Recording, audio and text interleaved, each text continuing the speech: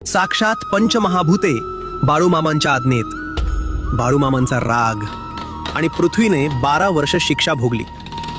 बेळगावकडचा तो प्रदेश रात्र गडद होत चालली होती। मामांचा बकऱ्यांचा कळप एका शेतात विसावला होता। ही साधी गोष्ट नव्हती। बकऱ्या रात्रभर शेतात राहिल्या की जमिनीला सोन्यासारखे खत मिळायचे आणि म्हणूनच जमीन मालक चहा पाणी भोजन आणि योग्य धान्य देत असतात। पण हा शेतकरी श्रीमंत गर्विष्ठ आणि अतिशय कंजूष। त्याने चहासाठी फारच थोडे साहित्य पाठवले, जेवणाबद्दल विचारतात सरळ नकार दिला आणि धान्य म्हणून मामांच्या हातात दिले फक्त 10 किलो मका। क्षणभर सगळे गप्प। त्याचे हे अत्यंत स्वार्थीपणाचे वागणे बघून मामा संतप्त झाले आणि मामांनी हळूच आपल्या पायातील एक चप्पल काढली, आकाशाकडे पाहिले आणि जमिनीवर 3 वेळा चप्पल आपटली।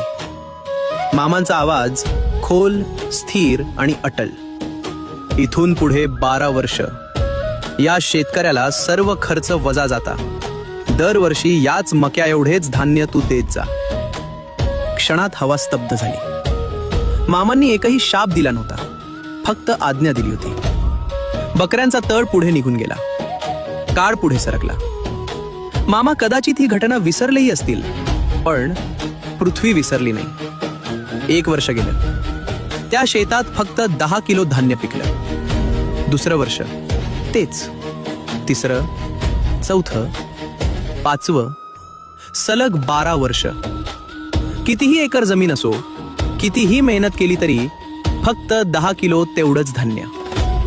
बाळूमामांचा शब्द आणि पृथ्वीने तो ऐकला।